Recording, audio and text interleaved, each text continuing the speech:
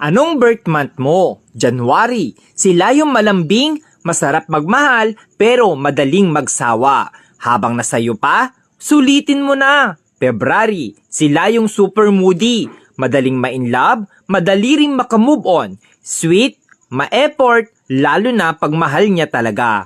March. Sila yung malambot ang puso, madaling lambingin, masarap mahalin, pero grabe kung magalit, mabilis mag-move on.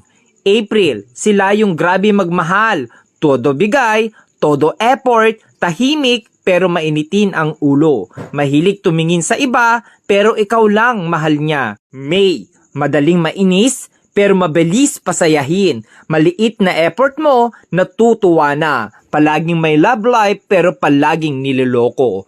June, mahilig talaga mga liwa, pero kapag nakita na niya yung taong mahal niya, loyal kung loyal yan. Masayahin pero doble ang sakit ang kayang ibalik sa'yo once nasaktan mo. July, sila yung mga taong hindi mabilis magtiwala. Handang masaktan, mapasaya ka lang. Slowly, iyakin, emotional, mahilig magtampo. August, joker, abnormal, pero may tinatagong problema. Masarap kasama, masayahin, hindi showy, sakto lang magmahal. September, stick to one. Loyal pero madalas lokohin kaya matigas ang puso. Masarap maglambing, mabait pero demonyo magalit. October, pag pinakita mong sa kanya ka lang at sayo lang din siya, pero pag niloko mo, mas maloko yan sayo. Mapang-asar pero siya yung napipikon.